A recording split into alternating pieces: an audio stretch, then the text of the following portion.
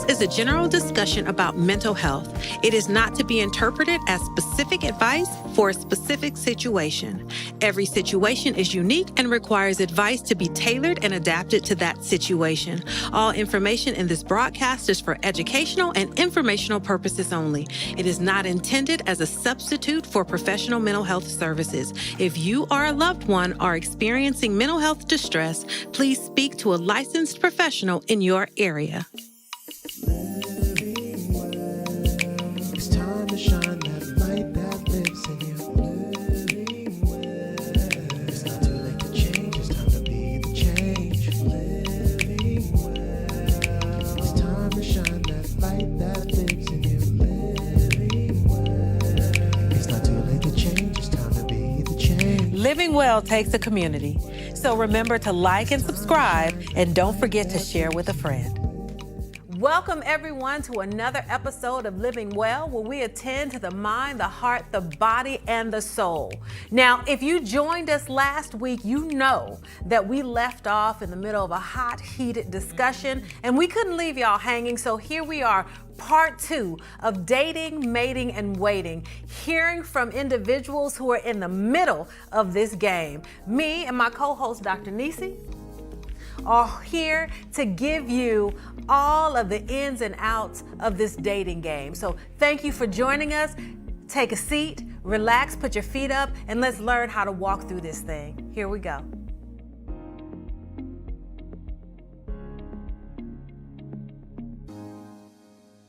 And we're back.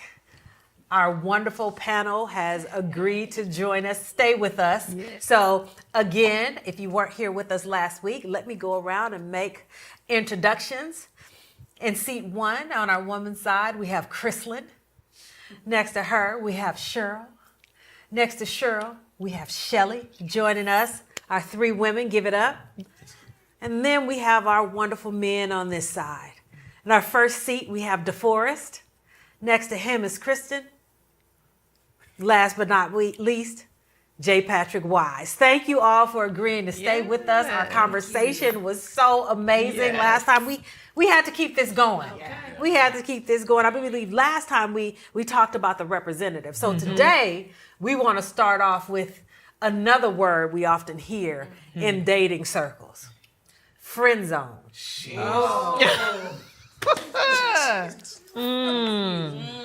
Friend zone. Does anyone know about the friend zone? Cheryl? Then we're going to come to Shelly. But I want Cheryl, because you were quiet. Then we're going to go to Shelly, because we see Shelly has something. Then we're going to come on. Yeah, we're going to work our way around. The friend zone can be dangerous because I can look at DeForest. I'm just using you as an example. And I can say, not my type.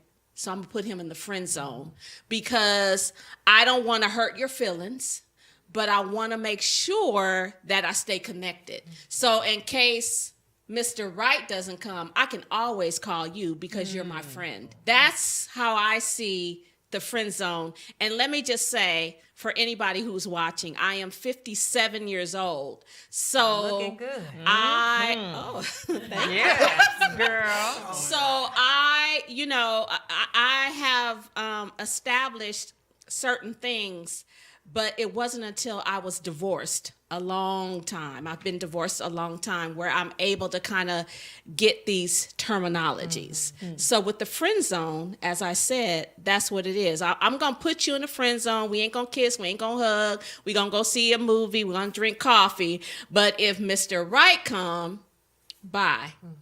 I feel like I've been on the receiving end of the friend zone. I'm the, Shelly's cool. She's the home girl. She's fun. It's cool. 1 minute I'm the church girl. The next minute I'm the party girl. I'm all these things. Admittedly so. And I feel like I have been attracted to guys that I thought were attracted to me, and maybe they were. But I feel like it was Shelly's cool, but I'm going to keep her a little warm right here. And because of insecurity, I'm and I'm much better. But I was so excited to get the attention, if we can just keep it real. to get that male attention when I'm insecure about my body, something that nobody else is concerned about but me. And well, she's just cool. I'm just gonna keep her around until something else better comes along. But she cool. I've even heard where guys are like, "Oh, Shelly, that's my girl," and I'm like, "Yeah, but I don't want to be that kind of girl. Right. yeah, I have enough friends. Can I be your boo? Yeah. I wanna be your So I've been on the girl. receiving end of that. Not a lot, but enough. But it's been a couple times.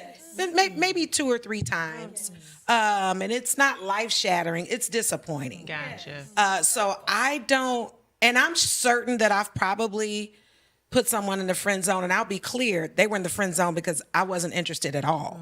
So I didn't even hold on to them, like trying to date them until something else came along.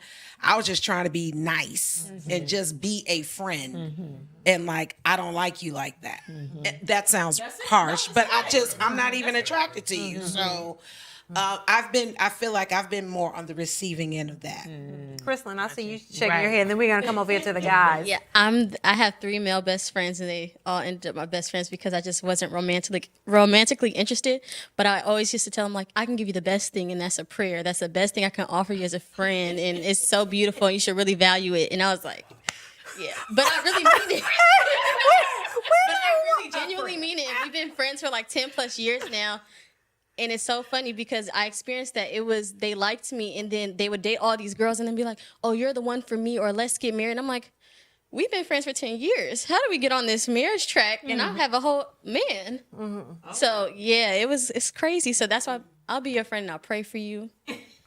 And that's it. That's the best I can offer you is a prayer. Trust me. You want this prayer. You want this Prayer. You want it. You cherish it.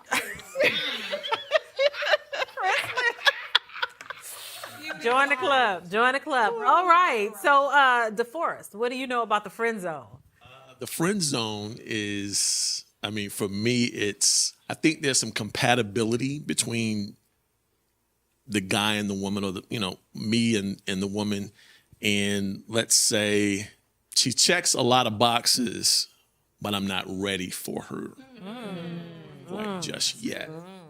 However, I don't want her to go too far because she checks all those boxes. There's something in my head. I'm talking about my former, former self, right? Right. That like, but I want her to be like, if you got that crystal clear picture, like the ideal, if you will, but the reality is someone is right here, checking various boxes. She listens and blah, blah, blah, and all that stuff, but you don't want it to go, anywhere and everything. So it's almost like a Jedi mind trick the person kind of puts on himself, like to make sure that person doesn't go anywhere. Don't go anywhere, But I'd say the hack to that, if I were to tell like my sister or a cousin, like the way you get out of the friendship zone is you gotta delete that guy's number, and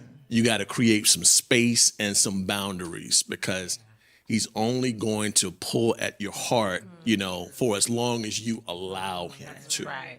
And really, like, seconding off that, for me, like I said, I'm really intentional. And so there's been times when I am, like just in a space serving and at church and stuff like that, and just going to events and stuff like that. And I notice a woman starts to get close, and one of the signifiers of that is like she's using like we statements and stuff like that. I'm like, oh man, like, I'm just like, He's like, it's not a week, ma'am. I'm just being real. Like, I'm just like, and so I intentionally have the conversation, like, because I don't want her to like perceive some of their dreams, something that's really not going to be. And I'm not interested in tugging at her heart. I'm not interested in doing any of that, but just getting it to a place where I'm like, okay, like for me, like friend zone was like, I'm not gonna like take her out on dates and stuff like that, or like, be double-minded. But like if we're in church, I'm still gonna be like cordial and stuff like that. I'm just gonna acknowledge her and be a part of the body with her and stuff like that. And so for me, that's the friend zone, but also on the flip side of it, me and the friend zone, like it just tells me, okay, you're not interested. It is what it is. I'm not gonna like pursue that any longer. I may give it one more try. I'll give it one more. I'll give it one more try. Give it one more try. And then after that, it's like, all right, I'm just gonna take the L and just move on. He said, take the L. I think there's an element of FOMO, Fear. the fear of missing out. Yes. Yes. Fear of missing out. Right. Of missing out. Oh, okay.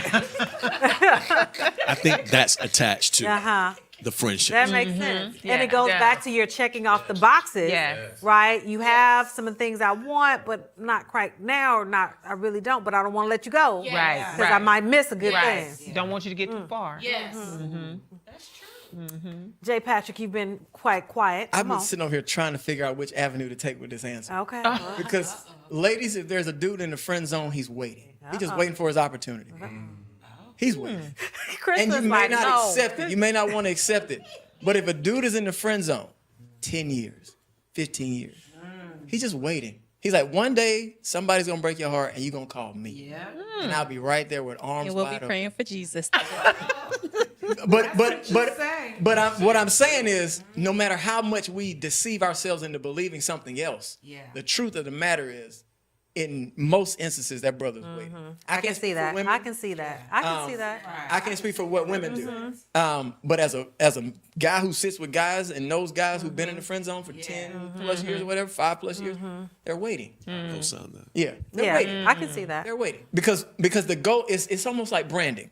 By that I mean they want to be first thought. When I have a problem, you don't call your boyfriend, you call me. You know what I mean? It's like my boyfriend don't fix that problem. My tire went flat, I called my friend. Now he's branded himself in your mind. So when the first person you think of when you got a problem is your friend and not your man. And now he's on the way to becoming fulfilling and stepping into the role he's always wanted. That's one way to go. Let's go at it from a male perspective. We will shelf you to, and we call it shelving where I'm from. In other words, we'll recognize that you're a good woman. We'll put you on a shelf and occasionally dust you off. Oh. Only to keep you in the house until we're ready to. I don't want to consider- be shelved or dusted. It's Not very- at all. and by dust, I mean the relationship hasn't gotten enough attention. Right. So it grows cold. Right. We get you. So that just may be Yeah. a text every now and again, a DM slide. Just checking. I'm just keeping the, keeping Let's the go get a relationship on simple. cupcake. Let's go get a cupcake. Let's go get a cupcake just to check in. I want to see if you've changed. I want to see if you found somebody.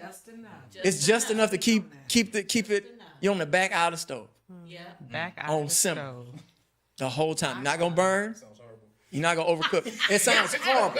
It sounds horrible. It is toxic. Because there's an air of entitlement to it. Right? There's an air of vanity to it. And that's something that we all have to consider in terms of how we navigate and how we handle one another. Because the ultimate question is, can men and women really be friends? And it kind of goes back to the point that DeForest made, because the antidote to being on the shelf and dusted off every so often is to create distance and boundaries, Right. to decide that you don't want to be in that position. Right. Empower yourself rather than being, the lady in waiting. Right. And your absence may create the desire, but also don't create false absence. Right.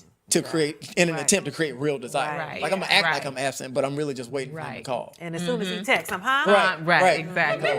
Genuinely, Exactly. get Being genuinely busy available. with your life, and you'll either forget about it or it'll come back around. Thank you. You guys are bringing it tonight. I'm telling Here you. to serve. We just serve. That's it. So, speaking of servants and, being in the church, we're all part of the body, if you will. So, when we hear this term, what does it mean? What do you think it means? How do you understand being unequally yoked in dating? Spiritual. Yeah. That's what I know. Okay, that's one signifier because I hear that a lot. Heard that on a date. Like, I'm like, no, that's not like, I'm not interested in spiritual. I'm interested in Jesus Christ. And that's who I serve. And I know that. But for me, when it comes to like being unequally yoked, it's when I walk in terms of like, how am I walking out the word in the Bible? 2, the community I have around me to hold me accountable to that. And so I'll say those are my, like main things for me. The community and how are you like walking out the word, like knowledge of the word. I mean, like people can be at various different like stages in terms of their knowledge of the word, but like their life still reflects it even if they don't know it. And so for me, it's like if you're like, okay, the whole horoscopes, spiritual, all that, crystals and stuff like that, like that's I mean, that's come on. And then the other side of it is like, yeah, I mean, are you like, and if you just don't believe, and of course, then you're just unequally yoked. I like to say missionary dating because I'm the Christian and I'm in hopes that you will become one. Exactly. But also, I dated a guy and we talked about church. He knew that I attended here and this and that and the other. And I asked him a very serious question. I said, if you were to die today, where would you go? And he said, I hope heaven. And I said, hope? Because when you're in Christ, you know. And I said, okay. I still dated him. And every time that would register in my mind that he said he hoped because he didn't have a relationship with Christ. And so because he was cool with me going to church and he knew I sang in the choir, but he didn't have a relationship with Christ. And so even when I talked about my relationship with Christ, eventually I stopped talking about it because I wanted to keep him. So I knew that I was going down, down for real. And it was a very it was a nice relationship, but it wasn't the best because I was compromising Christ for him. I think ideally it would be nice. Well, it's nice. Nothing is. I want to be able to go to church with the woman who I'm dating. That'll lead to marriage. I think that's why taking things slow. Like if you got a problem with me, holding your hand while we say grace over food, and we got a problem as to who we praying to. If I got Hold my hand, hold it. right. Then those are signs. But as Christians, we have to be.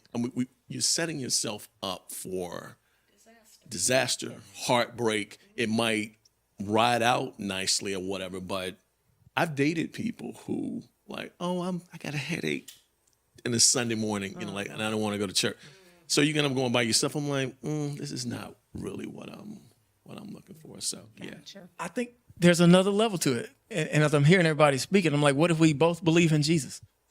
What if we both go to church? What if we both go to the same church, but the way our lives are fleshed out don't match, right? So unequally yoked, maybe we both in here on Sunday morning, we both sing in the choir. We both dance. We both, I don't know, other things that people do in church. Other stuff. Yeah, there you go. Watch this. I'm just playing. But we both do these things. But once we step outside, once we get our cars and drive off the parking lot, how do we live in our lives day to day? It may not necessarily be anything about faith. It may be the way we handle money that causes us to be unequally yoked. Exactly. It may be the value we place on education that causes us to be unequally yoked. It may be politics. You took the words right out of my mouth. It may be a political divide. You know what I mean? So these are all things we got to consider. Like this person may be able to pray heaven down, but that's the only time y'all have peace. Right. Y'all can't agree on nothing but Jesus. For instance, I grew up in a house where both of my parents were very active in the church. The only problem was they went to different churches on Sunday morning. Both loved Jesus to the point that they would volunteer their time and serve diligently in the church. Deacons, superintendents, pastor's assistants. But on Sunday morning, they both got dressed and got in 2 cars and went to 2 different churches in 2 different parts of town. And coming from a large family, that's the case in the house that I grew up in. You see it reflected in the children. Yeah. The result of mom doing her thing and dad doing his thing. You see it in the family. No one tells you that when you dating, but again, Can I add something else too? It's like when you're unequally yoked, when your level of commitment to Christ is not the same. For me, I'm like, she doesn't have to be, I mean, we're not finished product, but she doesn't have to be a finished product. But if she's committed to growth, like, and I am as well, she's committed to like not being where she's at, and I'm not as well. I'm like, we're equally, like, I feel like we're equally yoked because we're committed to going in the same direction to really improve ourselves and to unearth the things that aren't Christ-like and stuff like that. But if let's say, like, if I'm comfortable and she's over here trying to progress and stuff like that, that's unequally yoked as well. The unequally yoked term drives me nuts in the church because overall I feel like people over spiritualize this thing, and I absolutely agree that if I'm a believer, I'd like you to be one. But like you said, we can be unequally yoked on 1,000 other topics or issues. And when Bishop last week during the singles meeting said, can you date, can a believer date a non-believer? No. And I was sitting there like, Lord have mercy. Would y'all calm down? Why not? Why can't you be the person that leads that person to Christ? Aren't we disciples? I get so confused, like, but I thought we were supposed to do this, and I thought we were supposed to do, and then sometimes I'm just like, some people are so spiritually up here that you are of no earthly good to me. I need people to be real honest with me. I mean, for example, growing up in church, I felt like a lot of the sermons were, if you do this, God's gonna get you. If you do that, if you dance, if you do this, da, da, da, da. And then I grow up, I move to California, I go to Faithful Central, and we're doing the electric slide at Praise Party. And Bishop is saying, you guys know it's okay to be saved and have fun. But I remember a time when I was little, before I really knew God for myself, where you felt bad. Like, if I get saved, then I won't be able to do this. And so it feels like that unequally yoked. It's such a great topic to discuss, a great debate to have. I just get irritated at some of the responses, like, shut up. I love Jesus too. And I went to see Wu-Tang last week at the Hollywood Bowl. You know what I mean? So you might look at my social media like, Shelly was just singing in the choir, and then she was crying about her brother. I lost my brother, so I'm emotional one minute. I'm a clown, clearly. I love to laugh. I'm laughing one minute, crying the next, partying the next. I'm a lot of things. So somebody might say she's all over the place. Well, that's just me. So yeah, I love the point that you made, J. Patrick, about being unequally yoked in different areas. And it's got to be more than we're both believers. Because I had a child with somebody who was a believer, but he's also a narcissistic sociopath. That doesn't work. It didn't work. And I'm not throwing him under the bus. I'm just being honest. Narcissism and Jesus, I ain't figured that out yet. You know what I mean? Yeah. And that's so this is good. And I believe being unequally yoked, depending on what the situation is, here's the deal. We're all here for a dating segment. You don't know unless we put ourselves out there. We don't even know. So we have all these, I'm not going to be unequally. You don't know what you're going to be because you don't know who this person is. You don't even know how you're going to react to this person. This person that might be unequally yoked on paper might be your husband. We really don't know. So at least we're being honest enough to say what we think that is, and to be willing, like you said, Christian, are you willing to grow? Because that's what life, I've realized that's the beauty of life. You know, I'm not who I was 10 years ago. I'm not who I was last year. Yeah. Right. You know what I mean? And it's weird sometimes, it's uncomfortable, but it's a beautiful thing because we are constantly learning. So that's Thank you for that. Yeah. That a lot of good points. But I wanted to round this out because Ms. Chrislyn has been real quiet on this conversation. This is such a hard one for me. You know, I grew up here, so it's dating people here. When I was younger, I always had the assumption. When you say here, you mean in church, in this At this specific church. This one, okay. I grew up here. Okay. Yeah, baby dedication. We here now. Wow. So dating here, and I'm like, we hear the same message. Yeah. We hear 9:30.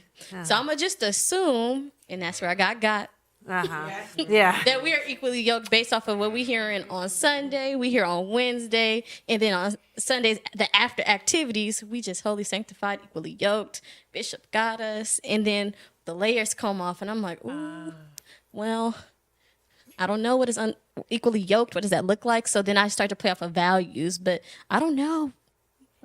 Like what it is to be. Am I with somebody who's equally yoked, unequally yoked? Because it's this. There's that space for growth, but people get comfortable because growing is hard. It is. People get comfortable in their, okay, I'm going to just do this just so I can be equally yoked enough that you're not asking more questions. So, yeah. That was good. That was good. I do think, I think it's a wonderful conversation. And I do think that, even in this day and age, like I know that I heard the question where a woman was saying she has a really good career, makes a lot of money, and she's dating, but can she date the UPS driver? They're unequally yoked in their education and their finances, and really kind of wrestling with that. So even, beyond my walk in my Christianity, bringing so many other aspects in, and what does that even mean? And we were kind of having this conversation, and one of the things that I said was, so often, like just talking about the finance thing. I mean, money is important. It's how we live. It's how we sustain ourselves, right? God is our provider, but it's how we sustain ourselves. I often say that when evaluating whether a relationship is healthy, whether it's something that can move forward, that there have to be, like, people write their list. And I say your list has to have 4 quadrants. So you have your necessities or must-haves. You have the things that are negotiable, that you can negotiate on. You have the things that are deal breakers. Yeah. And then you have the things that you really are not concerned about. So there might be things that our society tells you are important, like, got to make this amount of money, or he has to have this same education as me, or what are my friends going to think, or what are people going to think? So it's really 4 quadrants. And one thing that I think is important as it goes to this conversation is the only thing in your necessities or must-haves have to be value-based. They can't be anything that's temporal. So people who are like, oh, the person has to be 6'3", in truth, if you're together forever, you're going to lose shave 2-3 inches off of that anyway by the time it's over. She has to be a size 6. Well, you can't guarantee, as you said, your legacy is going to come through. After that legacy come on through. Exactly.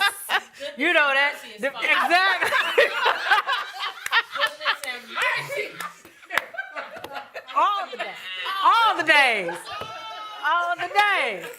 We can't guarantee.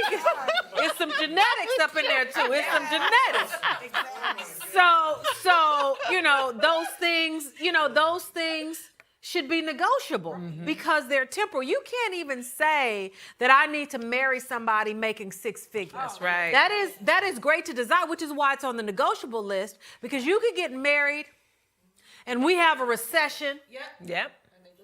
And they lose their job, or they downsize, or some ageism, and they kick them out because they're making too much, and they bring in somebody 25. Right. There are a lot of reasons that those things can shift. Yeah. And so when you talk about being equally yoked, when you talk about those things that you must have in a relationship, they should be connected to your values, your belief in Christ, your belief in family, in connection to family, your belief in how do we handle right and wrong. Yeah. So those things that are around the beliefs and the ways that you walk through the world, your integrity. And those negotiables should be, it would be really great if he were 6'4". But he's amazing and he's 5'10". Right. You're going to be like, When it's all said and done, he's going to be 5'10" when it's over. So, those things are like, these are things that would be great to have, but I can negotiate. There's wiggle room there, right? So I really think that when we think about anything, like the question that I said had come to us about, well, what if he makes this and I make this?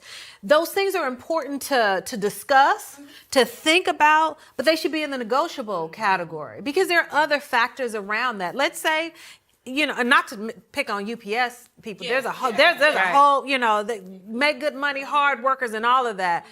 But rather than, I'll tell people all the time, rather than looking at how much money he makes, you need to look at how he moves. Thank you. Like, can he or she, can they move in the circles that I move in? Can they show up and be in the circles that I show up to? And you can't say that, the UPS driver or the person who, is doing other kinds of can't do that. That's right. Because you might have someone who has a high degree but is narcissistic, so he can't show up and move in the spaces that you're moving in. So there are broader questions that I think it's important for us to answer. Now, our time is running short, but we wanted to kind of end with giving you each an opportunity to answer this question. If there was one thing that you would want men to know about women, about dating, what would that be? And for you all, if there was one thing that you would want women to know about men or about dating, what would be the thing that, like, this is like your final word? Right. What do you want to leave the people who are looking to you for some insight with? We talked about this earlier. DeForest, you made the point. I think that men need to know that women need space as well. And that we respect that you need space, even in the relationship. Yeah, that's a good I one. think that's something that is very valuable that I've grown to. That we need a space. And on the superficial side of things, we'd like you to keep yourselves together as well. It's not just us. We do. We like our men to keep themselves together. Yeah. Well, I would like to say that women aren't as complicated as you guys think. That's good too. And we are, I guess because I've been single so long, I don't want to say this in a negative, but women are not as needy as you think either. We're very sufficient. And that could be a negative because a man would say, oh, well, she doesn't need me because I can take care of myself. No, we're not needy, but we need you. Yes. That's it. Yes. And we're not that complicated. And we're gorgeous. And we're pretty. I would say something as simple as for men to be honest with where they are when it comes to dating and to be intentional. If there was one thing that I think that women could grasp about men that they may or may not know, men can be just as sensitive. And I mean, not caught up in your feelings, but like we understand or we're able to really connect with where you are and how you feel and everything. So we're not cold, callous, 9 to 5, like baby, I just put the money on the dresser. No, guys can be extremely sensitive, and they desire. The right guy will desire to connect with the right woman. Oh, that's good. That right there. That's good. That's a void.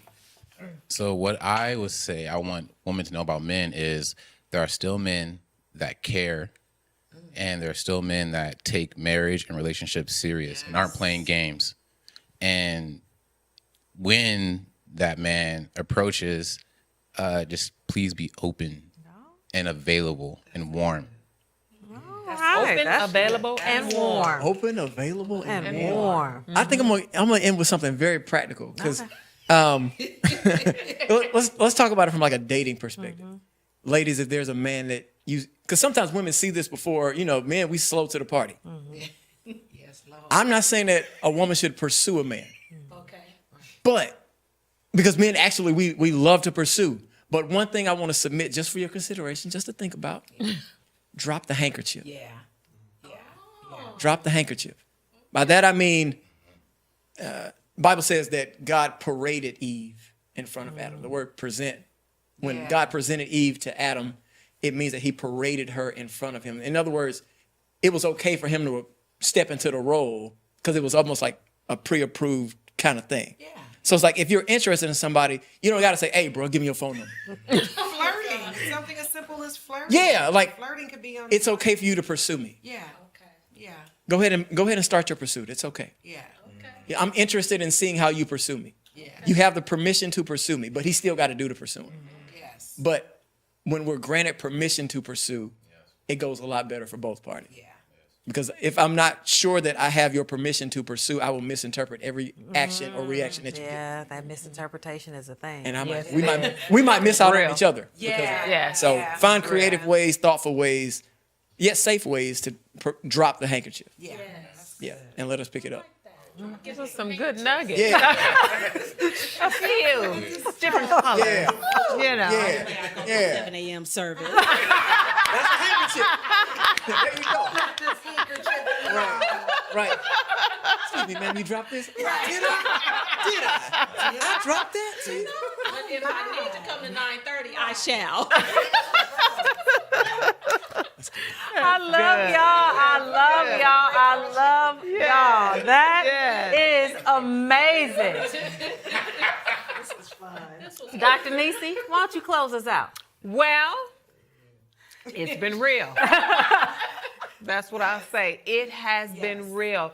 We so appreciate you guys just showing up and showing who you are. I think that this has been very valuable for so many out there. And so we would encourage you to tune in. We pray that you have been enlightened. We pray that if you are single out there, you've gotten a few tips and you've gotten some nuggets. You've heard it. The word has been spoken. The ladies have spoken and the men have spoken. So we pray that you would take all this information, enjoy your week, and continue to live well.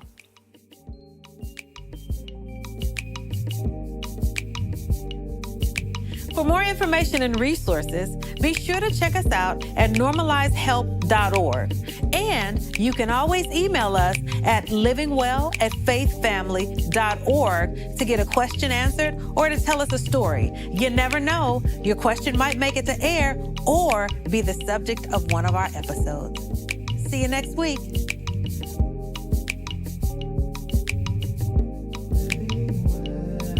It's not too late to change, it's time to be the change.